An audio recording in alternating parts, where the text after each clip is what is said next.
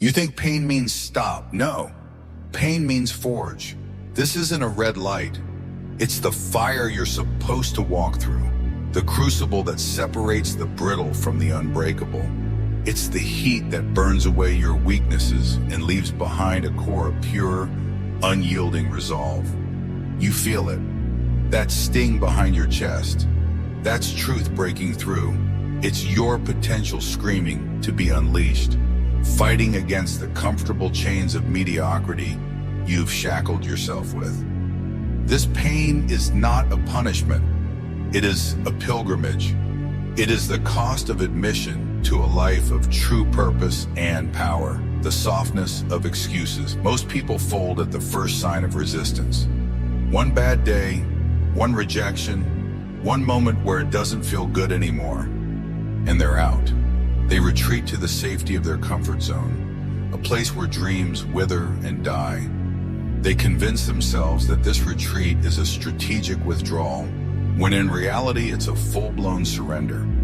They tell themselves it wasn't meant to be, that maybe it's a sign. Yeah, it is a sign that you're still soft, still stoppable, still looking for easy. But you already know this. You can feel it in your bones, the gnawing regret of past retreats. The ghosts of abandoned projects and half-hearted attempts haunt your waking hours. This isn't a new story. It's a tired, recycled drama you keep starring in. Because you quit last time, you break every time it hurts, and you justify it every time with some spiritual-sounding excuse. You wrap your cowardice in a cloak of destiny and fate. It wasn't aligned, you say. The universe had other plans. These are not wisdom, they are lies. They are the convenient narratives of a mind unwilling to confront its own lack of grit. Stop lying. You weren't overwhelmed. You weren't unlucky. You were just weak when it counted. And the world doesn't reward weakness. It punishes it. It exposes it. It exploits it. The world is a brutal arena, and if you step into it expecting a pillow fight, you will be crushed. Your softness is not a virtue. It is a vulnerability that predators exploit and life exploits.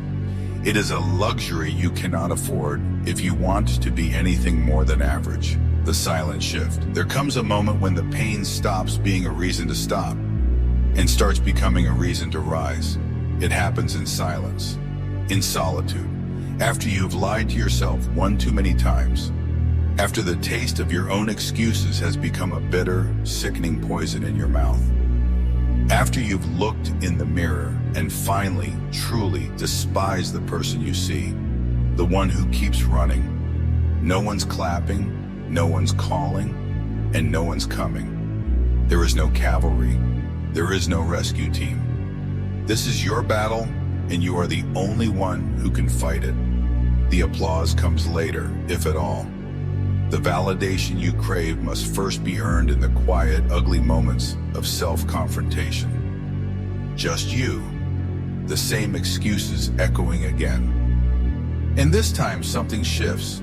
The echo of your past failures no longer sounds like a reason to quit. It sounds like a challenge, an insult, a call to arms. You don't want comfort. You want control. You want agency. You want to be the author of your life, not a character in a tragedy written by your own weakness. You crave the power that comes from facing the storm and not just surviving it, but thriving within it. You draw a line right there in the middle of your suffering, and you say, this ends now. No more victims, no more stories, no more escape hatches. You burn the bridges behind you. There is no turning back. Your only option is to move forward, through the fire, toward the future you know you deserve. This is the moment of your true birth, the day you trade your victimhood for victory. The battlefield of the mind, the real war, it's not in your job, not in your income, not in your relationships. It's in your mind. It's in those loops you keep replaying, the ones whispering you'll fail again. The ones that keep dragging you back into what if and what was. The endless, paralyzing cycle of rumination. The relentless self-doubt that acts like a poison, leeching your energy and destroying your resolve before you even start. You don't need better circumstances. You need a stronger center, a core of steel that doesn't bend or break under pressure. A mind that is a fortress, not a playground for your fears. You kill those voices by choosing to act when every part of you screams, don't. No second guessing, no inner negotiation, just execution. This is the principle of a warrior. The time for deliberation is over. The time for action is now. You silence the noise not with logic, but with momentum. You build a habit of immediate action, of moving forward without the permission of your fear. That's how beasts are born, not in comfort, but in chaos. The chaos is your training ground. The discomfort is your gym. You don't grow from easy wins, you grow from hard-fought battles.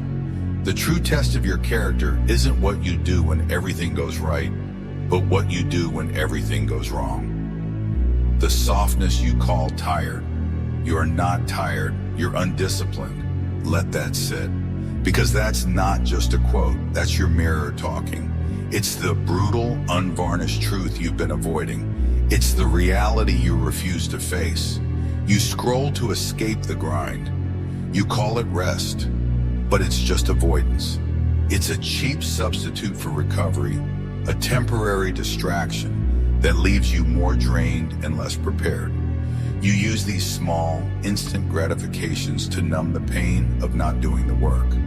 You tell yourself you'll get serious tomorrow, but tomorrow is where your dreams go to die. It's the graveyard of good intentions. It is a mythical land where things are always easier, but you never actually arrive there. Your tomorrow is simply an excuse for your today. You've built a shrine to softness, and now you're wondering why your life feels small. You've cultivated a garden of comfort and convenience, and you're shocked that nothing powerful or beautiful has grown there.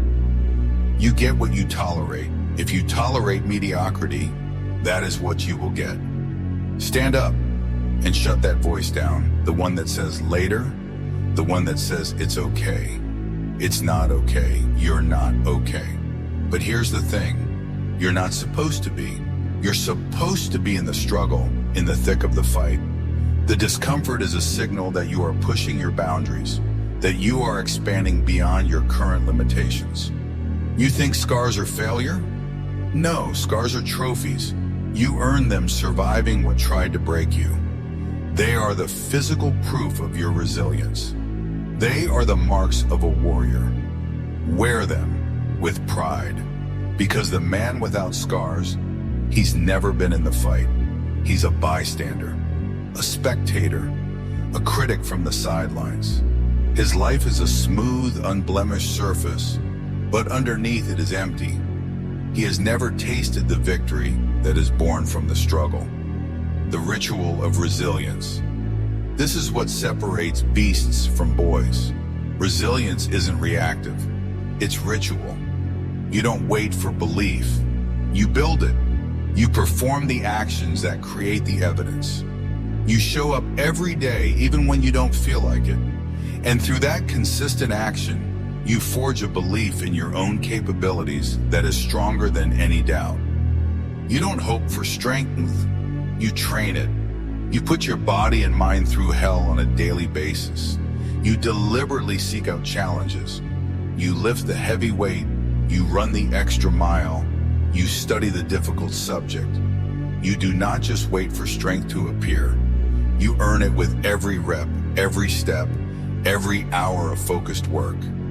You don't silence the doubt. You talk over it like your life depends on it, because it does. Doubt is a constant companion. You don't get rid of it. You learn to ignore its pathetic whining. You develop a louder, more confident voice within you, one that drowns out the noise of fear and uncertainty. You wake up early, not because it's cool, but because it's hard, and you choose hard every damn day. You choose the path of most resistance because you know that is where the growth is. You choose discipline over comfort, effort over ease. You feel the fear, but you don't slow down. You feel the pain, but you keep swinging. You don't just endure it, you embrace it. You use the pain as fuel, as a reminder that you are alive and in the fight, the relentless pursuit. You don't need to be fearless, you need to be relentless. You think beasts win because they're gifted? No, they win because they don't stop losing. They fail louder, they bleed longer, they get back up before the blood dries. They have a savage, unbreakable will. Losing is not a verdict, it's a data point, a reason to get back to the drawing board and try again. Harder. That's what makes them dangerous. Their losses are just a prelude to their victories. So they very setback as an opportunity to learn and to grow. They are not defeated by a knockout. They are only defeated when they refuse to get back up, and that is a refusal they will never make. They believe before there's evidence. They train while everyone else waits for motivation. They endure until the world breaks before they do. They are masters of delayed gratification, willing to suffer in the present for the rewards of the future. They have a vision so clear, so powerful, that it sustains them through the darkest nights. Gratitude in hell, that's power. The ability to find appreciation and purpose in the midst of suffering is the highest form of mental fortitude. It's a superpower that allows you to transform adversity into a source of strength. Rising after breaking, that's rebirth. It is the phoenix rising from the ashes, a testament to the fact that you are not defined by your failures, but by your response to them. You are reborn a stronger, more resilient version of yourself. You want to be a beast? Then earn it, in silence, in suffering, in solitude. There are no shortcuts, no cheat codes, no magic pills. It's just you, the work, and the unwavering commitment to your own potential. The graveyard of tomorrow. You used to dream, now you just scroll. You've replaced action with distraction, ambition with instant gratification. Your dreams are now a distant memory, replaced by an endless feed of other people's curated lives. You say you want to change, but you keep delaying the start. You're a master of procrastination, a connoisseur of what-if scenarios. You convince yourself that you're just being patient or strategic, but in reality, you're just scared. You wait for signs, you wait for clarity, you wait for the right time. You're waiting for a starting gun that will never fire. You're waiting for permission from a universe that doesn't care about your comfort. Here's the truth. If you're still waiting, you've already lost. The game is already over. The victory goes to the one who starts, not the one who waits for the perfect moment. The perfect moment is now, always now, growth in the dark. I'm not here for your like or your sub, but if this hits something real, you'll come back. I'll be here when you do. This is growth in the dark. No fluff, no noise, just the truth when you need it most. This is the raw, unfiltered reality of personal growth. It's not a motivational poster.